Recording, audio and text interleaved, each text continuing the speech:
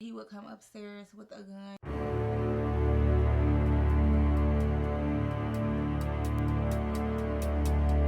Hey family, and welcome back to another episode on our true crime series. If you are new, welcome, welcome, welcome. We are all family over here, so make sure you hit that subscribe button and join the family.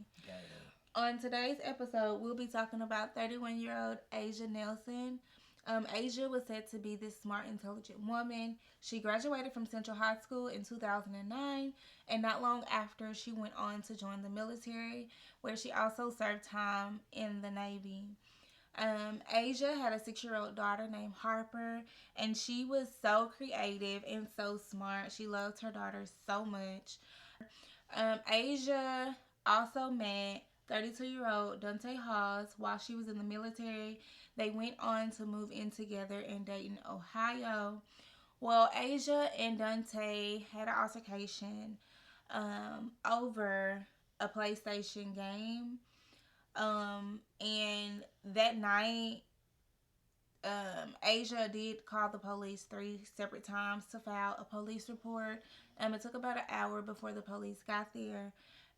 Aishi had proof of what was going on. She did record the argument between her and Dante, and she said that he would come upstairs with a gun to his side. There, Nelson tells them Hawes had threatened her life. Last night he had the gun in his hand. He came back upstairs like, we just started arguing, and he was like, "You'll get the out of here. I'll get my sisters and everybody to beat you up." And I was like, "You're not going to do nothing." He was like, "Matter of fact, get out." I said, "You can't put me out. I pay rent here." So he was like, "You're really willing to lose your life over a gun?" She also shares audio of a fight she had with Hawes. Nelson says he's holding a gun during the argument. You're not tough. You don't want the alternative. I'm telling you. I promise you that, bro. You tough? You don't want that. You tough? You got a gun. She says she couldn't leave because he had cut off her credit cards, and being from New Jersey, she didn't have friends or family to stay with. She also told officers she didn't want a temporary protection order against him. Another officer speaks with Hawes. He says Nelson was breaking items in the house. She just gotta get out of here. Because I don't want no drama. Like, I ain't do all that arguing and stuff. Then we doing this in front of our kids. Now, the sad part about this is on June 23rd, 2022, Aishi, as well as her 6-year-old daughter Harper, were both found deceased in a basement. Oh, it's so heartbreaking. It's so heartbreaking because no one would have known, but the suspects, which is Dante's father, did call the police to get a wellness check. Basically, he knew something wasn't right because his son did drop his daughter off. He had a 9-year-old. Dropped his daughter off at his home. At the time, he wasn't home, but when he got there, he quickly realized that something wasn't right. He said he did go over to Aishi and Dante's home that they shared together and opened the door. He was calling their name and didn't hear anybody, so he knew that something was definitely wrong. His granddaughter did state that the police had been there the night before, which definitely raised another red flag in his head. My granddaughter said the police were here last night, so that's why I'm worried. And when the police got there, they found both Aishi and Harper deceased in the basement. Within the first 48 hours, they did find Dante about 450 miles south of where the incident went on, and he was also deceased in a car. Now, they are reviewing the police footage, and this is what really irritated me about this case, because I feel like something should have been done prior to all of this going on. When Aishi called the police previously and showed them the footage of what was going on, I feel like one of them should have been removed from the home.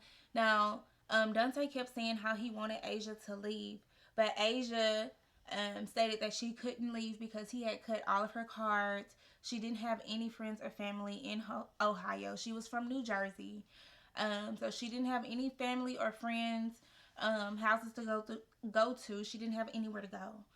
So when he was telling her to leave, she was like, "No, I'm not going to leave. I pay rent here too." You know, she was just, fearful for her life, basically. She was scared. She didn't know what to do. You do see the officers basically conversing amongst themselves, basically saying that, if this was really going on, if it was really, a domestic situation, then why would she choose to stay when, everybody know people don't just up and leave like that. You know what I mean? After they speak with both parties, the officers talk amongst themselves outside. They're trying to decide how to proceed. She's saying she believes it's a genuine threat, but if that's the case, why are you still here? Why are you putting yourself in this situation? They check to make sure neither Hawes nor Nelson have warrants. They return to the house, tell Nelson about local resources and places to stay. Then they leave. Dayton police say Hawes shot and killed Nelson and her 6-year-old daughter right after 3 that morning. They say Hawes was found dead with a self-inflicted gunshot wound in Alabama. They definitely dropped the ball there.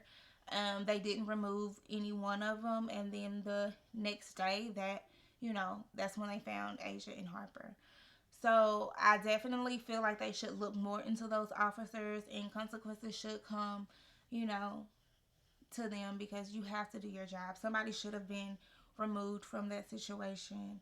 But yeah, this is a very sad story. It's very fresh, so we wasn't able to find much information on it, on what they're gonna do proceeding. As far as the officers go, it's just really sad to hear that this young lady, she was only 31 and her daughter was 6, both deceased. It's sickening that he would kill not only Aishi but her daughter. Like, that baby didn't do anything, and she lost her life. But he had, I say, enough sense to drop his daughter off. That's the sickening part about it. Yeah, she was unharmed, so. Which means she had to be there when this had taken place. Right. So he dropped her off and just left. Yeah, and I did see one of the police officials. I'm not sure his title, but the lady had asked him if the police wanted to, could have arrested him that night or removed him, and he stated yes, if the police felt like he was a threat to her, then he could have been arrested that night and removed from the home. And that's what's nagging me, because it's like, well, if this young lady secretly recorded a fight that they had, she had and that, he was in this video, you can hear him saying, please leave, because I promise you don't want the alternative. Yeah. He was saying then that if you don't leave, I'm going to kill you. Yeah. And I promise you don't want the alternative. He even said that it's crazy that you're willing to lose your life. And she was able to play all this to the police, and they still didn't believe. Well, I'm guessing they just didn't believe he was serious. Yeah. And you can't judge if someone is serious or not off how you feel if this guy is showing these actions that he's serious. We had some privacy after he just kicked the bathroom door in. I sat down with UD Law professor and acting judge Tom Hagel. My partner's probably telling her the same thing. We watched the body camera video together. What is just your initial reaction? So I could see how she could come to the conclusion that she was being threatened. He says a threat is just one form of domestic violence. Could they have arrested him just based off of what she was saying? If they believed what she was saying, I think they could have arrested him, because they just have to have a reasonable belief that he, in this instance, threatened her with serious bodily harm or death. He says the officers made a game-time judgment call, which is in their power to do, but he says a police report should have been filed. Yeah, I'm surprised that a report was not filed under this set of circumstances, especially since there is statement from the woman that a gun is involved. Dayton police say while those 2 officers aren't on administrative leave, they have launched an internal investigation into why a report wasn't filed. A city official says Dayton police can't make further comment because the internal review is underway. I requested an interview with the president of the Dayton Fraternal Order of Police, but in a statement they said they're aware of the situation and will be available for comments and questions after the investigation. They did split them up together, separate, and talk to them while they was on the scene. They spent about an hour there, and his body cam actually showed him walking in, and he said when he walked in to talk to him, he was in there breaking things. Yeah. So it was like, obviously this guy was very frustrated. He was very upset, and just plain and simple, it wasn't safe for her and her daughter to be there. Mm-hmm. Well, the lady officer said, well, why is she still here putting herself through it? And I think it was plain and simple. He had cut all her cars off, and she was from New Jersey. He was from Ohio. His parents was there. She was from New Jersey, and they moved in together. She had no friends there. She had nowhere to go. Yeah, So no when friends, they no say, family, "Why no do you money. stay here?"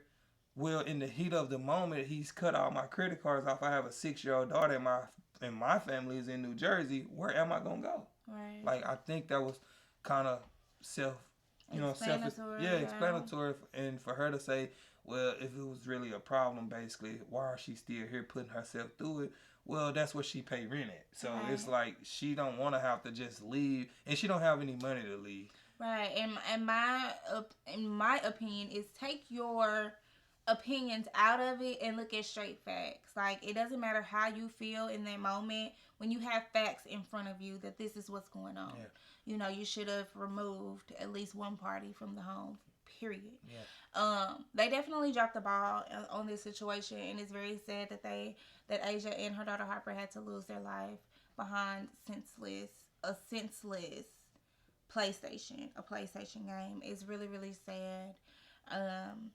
But yeah, if we find more information on this case, on what's going to happen, if anything happened to the officers, we will definitely keep you guys updated.